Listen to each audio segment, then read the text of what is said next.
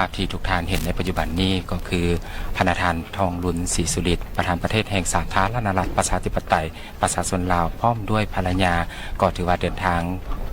ขึ้นสู่กลางขัวเพื่อร่วมพิธีเป็นที่เรียบร้อยเจ้านอกจากนั้นทางฝ่ายไทยก็มีพระบาทสมเด็จพระวชิรเกล้าเจ้าอยู่หัวแห่งราชอาณาจักรไทยและสมเด็จพระนางเจ้าพระบรมราชินีก็ได้เดินทางมาเส้นเดียวกันถือว่าเป็นภาพบรรยากาศที่น่าประทับใจที่ประมุขหลักของสองประเทศที่ได้เดินทางเข้ามาร่วมในพิธีเปิดขวดมิตรภาพลาวไทยแห่งที่ 5 บริคำไซบึงกาฬ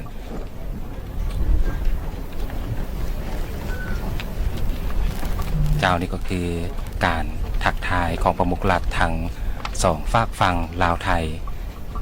สังเกตเห็นสีหน้าของเจ้าสวิตทางราชอาณาจักรไทยและประธานประเทศแห่งสาธารณรัฐประชาธิปไตยประชาชนลาวของพวกเขามีแต่ความยิ้มแย้มแจ่มใสมีมิตรไมตรีจิตที่ดีต่อกันและมาปิติสมซื่นร่วมยินดีกับการเปิดการนำไส้ขวดมิตรภาพลาวไทยแห่งที่ 5 บริคำไซบึงกาฬแห่งนี้เจ้าหลังจากที่สองประมุขราชเพิ่นได้ประจำที่เป็นที่เรียบร้อยแล้วพิธีจะตั้งพิธีก็จะเริ่มขึ้นและนอกจากนั้นท่านนายกรัฐมนตรีสปป.ลาวและนายกรัฐมนตรีของไทยก็จะขึ้นรายงานเกี่ยวกับความเป็นมาผลสำเร็จของการก่อสร้างขัวมิตรภาพลาวไทยแห่งที่ 5 เสื่อมต่อระหว่างแขวงบริคำไซของสาธารณรัฐประชาธิปไตยประชาชนลาวและแขวงบึงกาฬราชอาณาจักรไทยเจ้าจากนั้นประมุขหลักทั้งสองประเทศก็จะขึ้นไปที่แท่นเพื่อจะกดปุ่มพิธีเปิดป้ายที่เป็นสัญลักษณ์ของขวดมิตรภาพลาวไทยและก็จะเปิดป้ายกรรมสิทธิ์ขวดมิตรภาพลาวไทยแห่งที่ 5 เป็นสัญลักษณ์ให้แก่พิธี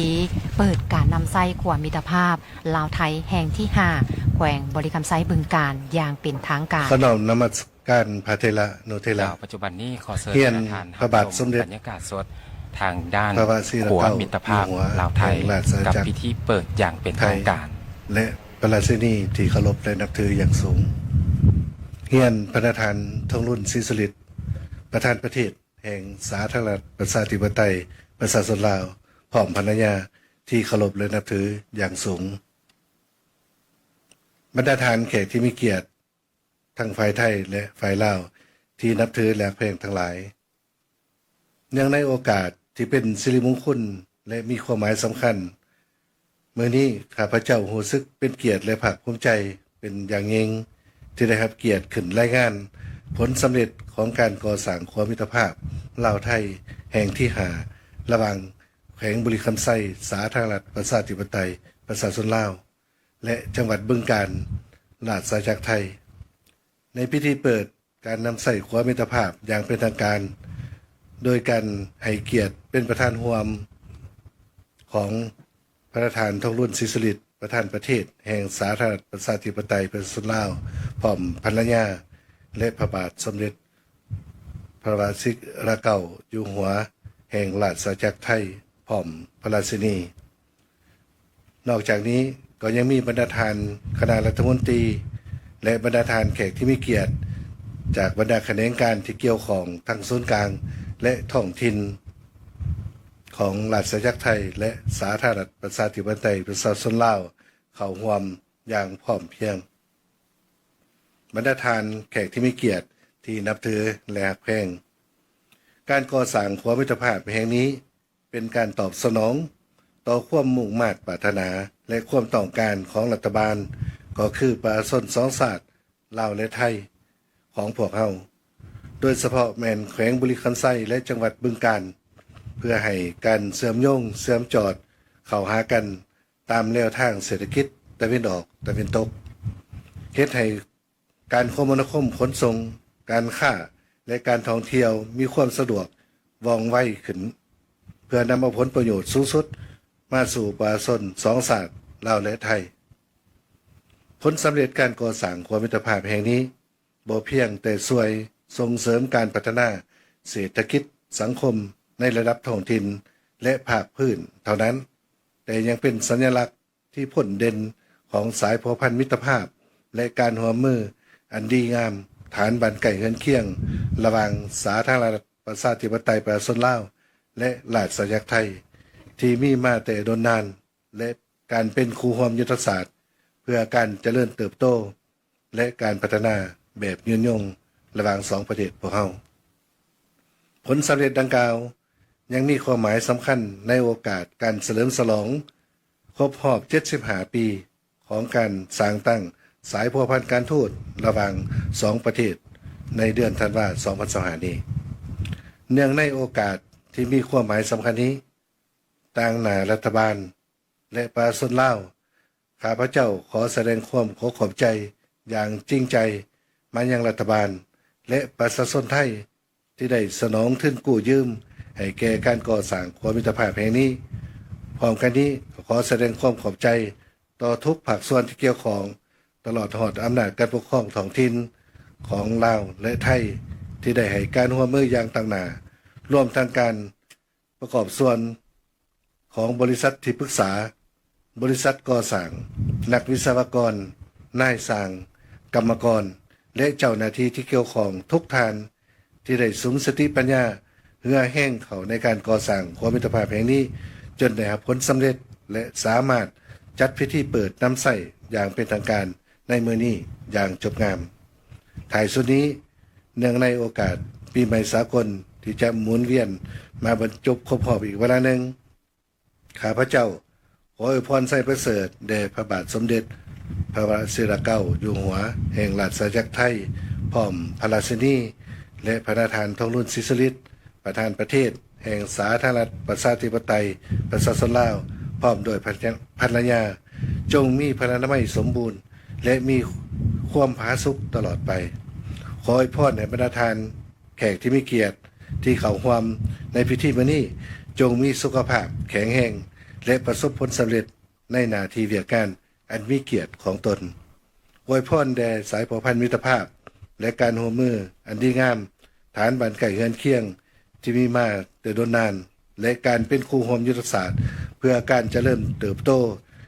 และพัฒนาแบบยืนยงระหว่างสองประเทศลาวไทยจงนับมือแน่นแฟ้นและมั่นคงถนนแกน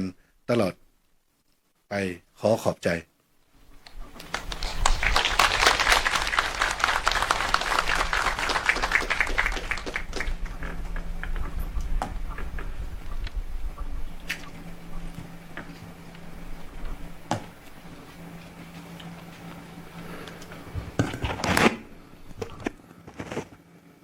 ขอเดชะฝ่าละอองธุลีพระบาทปกเกล้าปกกระหม่อม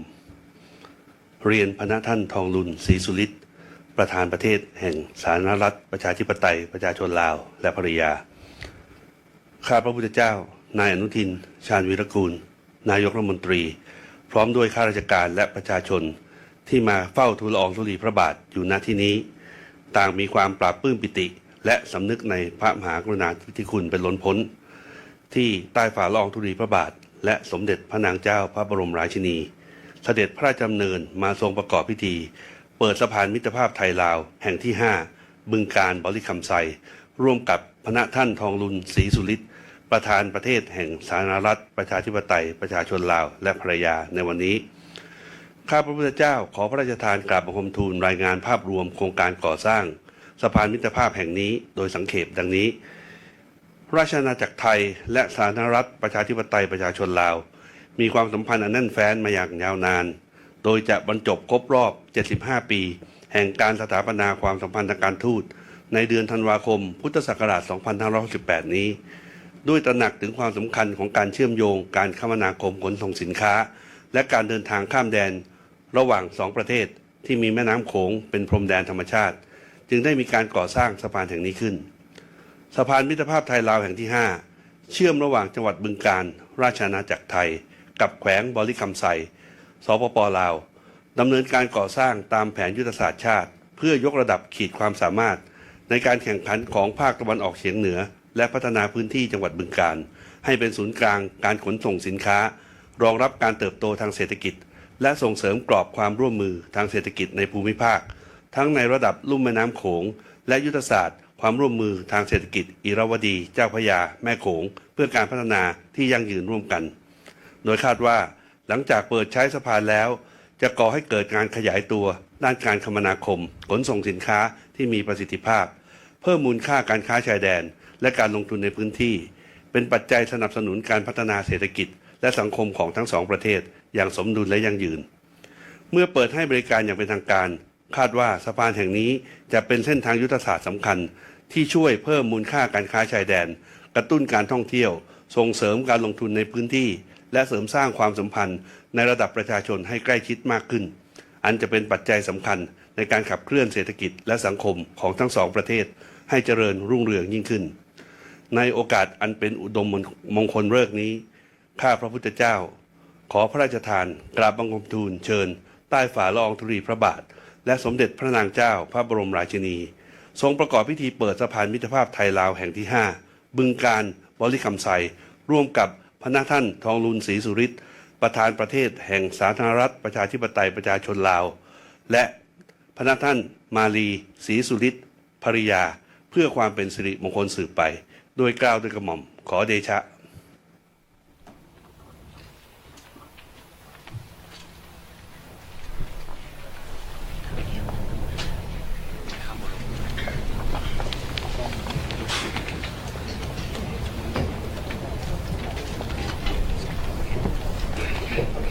สุนัขกตังสุมังคาระ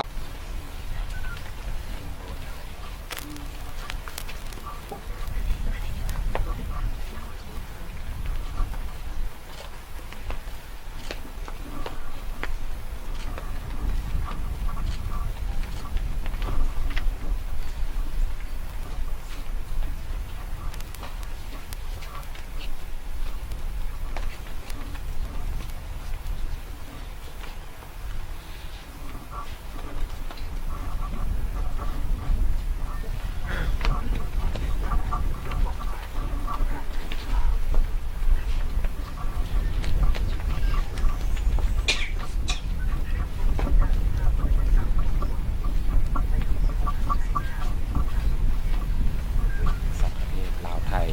ก็กำลังหับชมภาพบรรยากาศก็คือการก่อสร้างขัวและการเคลื่อนไหวในการก่อสร้างขัวระยะผ่านมาจนถึงปัจจุบันถึงความสำเร็จและความสวยงามทางด้านการสร้างสายสัมพันธ์มิตรภาพไมตรีจิตที่ดีระหว่างสาธารณรัฐประชาธิปไตยประชาชนลาวและราชอาณาจักรไทย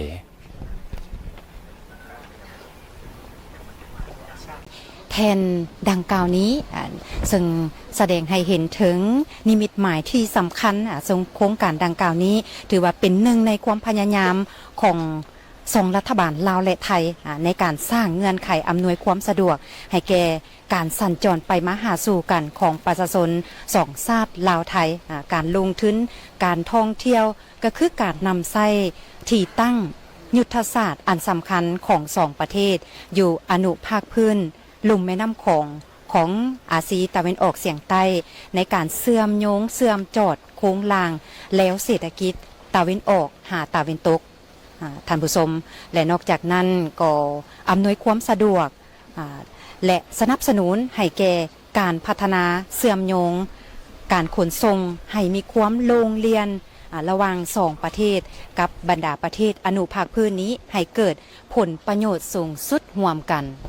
เจ้าหลังจากพิธีเปิดสำเร็จเป็นที่เรียบร้อยแล้วประมุขหลักทั้งสองประเทศลาวไทยก็จะได้เดินทางกลับซึ่ง